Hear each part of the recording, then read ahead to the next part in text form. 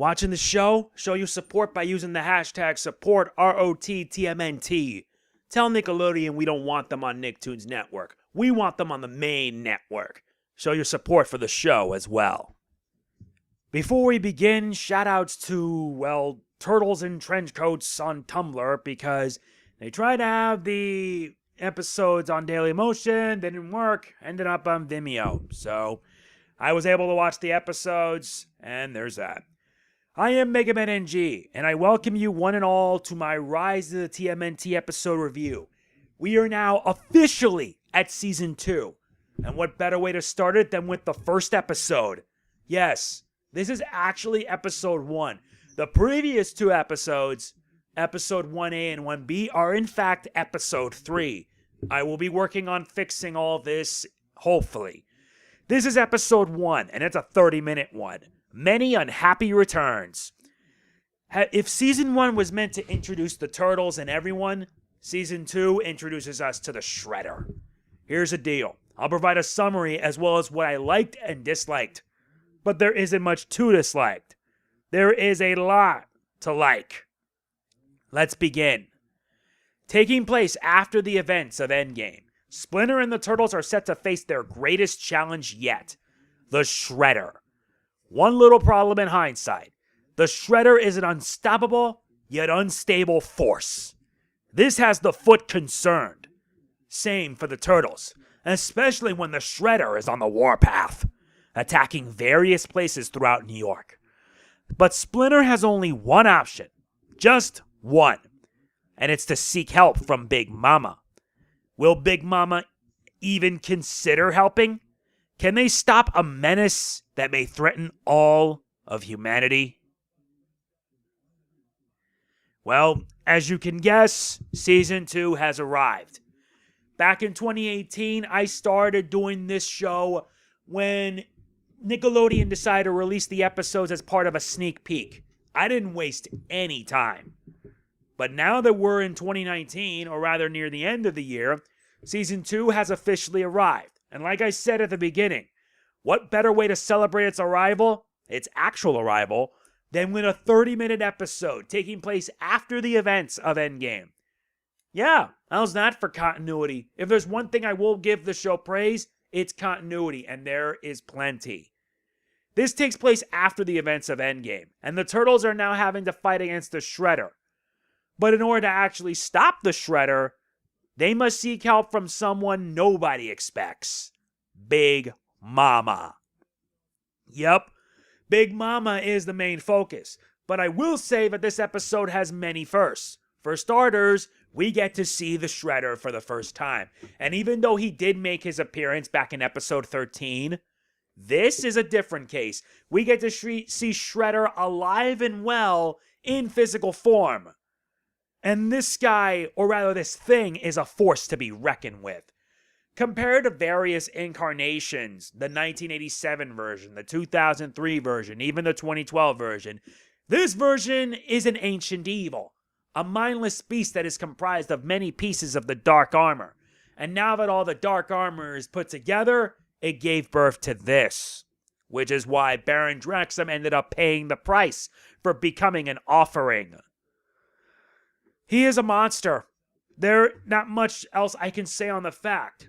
But he does have a few off points. Has a ticklish side, which happened in one scene. Not to mention, he drives on an impulse. That's what makes him deadly. But what I also noticed in this episode, the Shredder seems to be in flux. Basically trapped between the physical and astral planes of existence. Somehow, I don't really know. But it had to do with the fact that Baron Draxum was used as an offering for the Shredder. And by episode's end, he was able to assume physical form. What followed was that Shredder has become a mindless beast. I don't know if he's going to end up getting a speaking role eventually, but I will say that, yeah, compared to the others, he is the most deadliest hands down. Not only that, it's also good to see Big Mama again. And plus, we actually get to see her in both her human and mutant form. Leah Hadley does a splendid job as her, and she does it really well, splitting between like a sweet and innocent to outright devious, and we see it all throughout the episode. And speaking of Big Mama, this episode has another confirmation. Splinter and Big Mama used to date, as confirmed by Splinter himself, and the reactions Leonardo had was just priceless. It was hilarious. I was literally laughing my butt. I laughed at it, but at the same time, since this is a different version, hey, I ain't complaining. All of it happened when Splinter was human, as Lujitsu. And the two used to date. In fact, had things go the way Splinter normally wanted it, he would have married her, and it almost happened. But too bad, Big Mama was revealed to be a spider mutant, Lujitsu ended up getting captured, forced to take part in the Battle Nexus against his will, and did pretty well, and eventually encountered Baron Draxum, who mutates him into what he is now. You pretty much get the idea. Not only that, but we haven't seen the last of Baron Draxum. As far as this season goes, he was the big bad for Season 1. Now that the Shredder's here, he's no longer a threat because his life force was completely drained. However, as we saw in the episode's beginning, he was able to escape. This isn't the last we'll see of him. Sadly, John Cena did not voice Draxum. Roger Craig Smith did. So for anyone wondering about that, prepare to be disappointed. But I wouldn't count my hopes up. I wouldn't, because he'll be back. I will say that this episode served as a crowning moment of awesome. For who, you might ask? Leonardo. Because all throughout this episode, Leonardo used his wit and his way to set in motion everything that would ensure the Turtles be victorious. I mean it. I thought that this guy was impulsive, unreliable, and a brat who really went off the deep end. But upon realizing that what he did ended up helping his family in the long run, well, he ended up saving everyone. He ended up stopping the Shredder. Not only that, he also ended up saving Splinter. Basically, he's carrying the qualities of becoming a leader. And I like that, to be honest. I really do. And I hope that eventually Leonardo will take the role as leader. He still has a long way to go. But this episode really showed him at his finest. Even though he can be a bit persuasive. He can be a bit convincing, and I'll be damned. He knows how to work his way around any situation. There is another thing I do want to praise this episode. It's on the action and the animation. And when I saw it, I was blown away. They flow so well, especially during scenes with the Shredder. It was just action-packed. It was intense. It was just perfect. It was perfect in so many ways. Heck, both plots, where the Turtles had to distract Shredder, while Leo and Splinter had to deal with Big Mama, they flow so well, and the pacing was pretty good. The pacing was solid, and it all collided in one final path. Everyone got their chance to shine, and I do mean everyone. There were so many good scenes, like Raphael being gigantic just to smack the Shredder around, Donatello summoning all his machines to take the Shredder on, only to fail. It did give us some good moments, and Mikey being Mikey. Who am I to complain? Not to mention the big end with Splinter now being, or rather Leonardo, placing the brace on Shredder and trapping him in the physical world. And now he's imprisoned, for the time being. This episode delivered on so many levels. Some parts of it made me laugh, others made me wonder what the heck would happen next. I know this for a fact because Season 2 started off just as strong as Season 1. In fact, I can say that Season 2 did more than Season 1.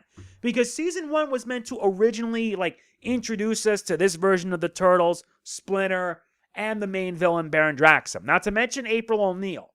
But this season gave us a good introduction of the Shredder. And I have a feeling we haven't seen the last of him. You also notice that this is the first episode of Season 2. Yeah, the actual Episode 1. Nickelodeon has a tendency to air episodes, then have to figure out their proper order. It was like this with the 2012 series when they aired the episodes out of order, which led to a mess. And people were complaining that the series finale wasn't Raphael Mutant Apocalypse. I went by the production order, and that's all I'll say about that. This time I'm only hoping they know what they're doing. And the only thing I also hope is that the series does not get screwed over. It's already screwed over enough because it's on Nicktoons Network. But it would really be nice if this show was on Nickelodeon so it can get the exposure it deserves. I still am questioning Nickelodeon's decisions. I still am even now. Hence why you see me use the support ROTTMNT. If you haven't been using that hashtag, please do so. Do so as a way to support the show. There are so many highlights in this episode that it's better you watch it for yourself. I can't even discuss it. I mean it. I really can't. Watch the episode. Watch it and you tell me what you think. Plus, it ain't going to be the last we'll be seeing of the Shredder and Big Mama. I know that for a fact. My final score for Many Unhappy Returns is a perfect 10 out of 10. A perfect yet well done episode that really set the bar even higher for this show. I really hope that Season 2 can deliver on so many levels. The only thing I hope for is that Nickelodeon doesn't screw it over like they did with the 2012 TMNT series, especially in the final season. I really have been enjoying doing these reviews, and I would like to thank everyone who has been watching them and commenting. It means a lot to me. So yeah, I'm done with this review. Tell me if you saw the episode. Tell me what you think. Was it good? Was it bad? Let me know. If you enjoyed the video, be sure to hit the like button. It means a lot to me. Do not forget to like, comment, share, subscribe, and click the bell. It helps out greatly. Truly it does. This is MegamanNG signing off. Peace out. Season 2 officially begins. Cowabunga!